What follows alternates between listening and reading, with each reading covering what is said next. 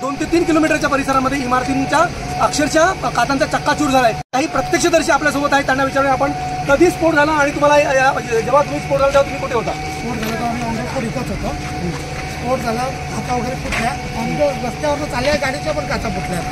नंतर हॉटेलमध्ये लेडीज होत्या, त्यांच्या वाटणीचे हात फुटले, आम्ही त्यांना उचलून हॉस्पिटल नेले। फायर ब्रिगेडवाले इथून बाहेर उभे होते बॉर्डरवर, त्यांना बोला आतमध्ये चला, आम्ही इथं आलो, आमच्या इथं फायर ब्रिगेडवाले येत नव्हते, आम्ही इथे येऊन त्यांना बाहेर गाड्या नेल्या। इथं केमिकल गाड्या होत्या, त्यांना बोला बाहेर काढा, तुम्ही चला होते आले ना, आम्ही येऊन गाड्या काढल्या। एकंदरीत हा स्फोट तुम्ही बघितलेला आता प्रचंड मोठ्या प्रमाणामध्ये होता।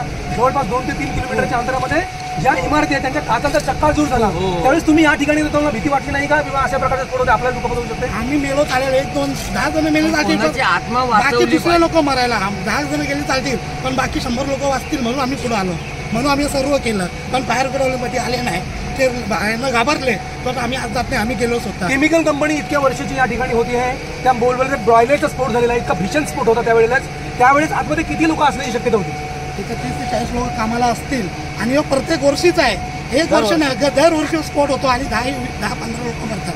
मागच्या वर्षी झालं, मेट्रो कंपनी फुटली, आता ही झाली, आता पुढच्या वर्षी कुठली फुटेल माहिती नाही। प्रशासन करतोय काय? इथं आमचं घर, आमचं राहणं आहे, आमची फॅमिली इथं असते, तेवढी केमिकल फॅक्टरी आमच्या जीवाला काय झालं तर आमच्या घरच्यांना बघा। अनेक वेळेला तुम्ही तक्रारी केल्या या संदर्भामध्ये की ही जी काही MIDC आहे दुसरी ठिकाणी हलवा, अशा प्रकारच्या हालचाली झाल्या, म्हणजे प्रत्यक्षात काय झालं?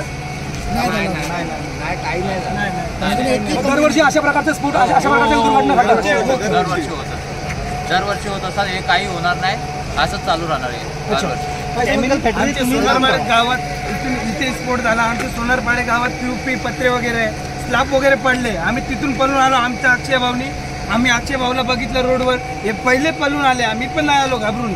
किती लोक जखमी झाल्याची? आम्ही 8-9 लोक उचलून गेले, आम्ही रिक्षात मंत्र्यांनी सांगितलं की 3 लोक डेथ झालेले आहेत, आणखी काही गंभीर असू शकतात। लेडीज ओळखे खूप लागल्या, लेडीज मानबिन वगैरे लागले, माने लागले, नागबी डोकं फुटले, लहान मुलगा एकावर एक आणखी 2 कमीत कमी 5 ते 6 स्फोट झाल्याची माहिती आहे काय? एकावर एक स्फोट झाले हो, एका पाठी एक 5-5 तर आपण बघितलं भीषणता, आणि आपण या मुलाच्या अंगाला बघू शकता, हा रक्त लागलेला आहे।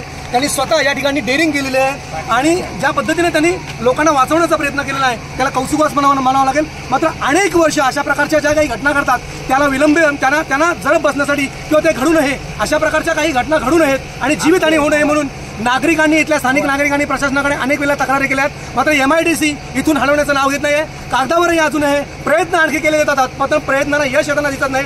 त्यामुळे आता भीतीचं वातावरण तुमच्या मनामध्ये आहे, आणखी काही अशा घटना घडण्याची शक्यता ते नाकारता येत नाहीयेत। त्यामुळे हे जे त्यांनी जे काही केलेलं आहे लोकांना वाचवण्यासाठी, ते प्रशासनाने असंच म्हणावं लागेल। प्रमोद पाटील, न्यूज 18 लोकमत, डोंबिवली।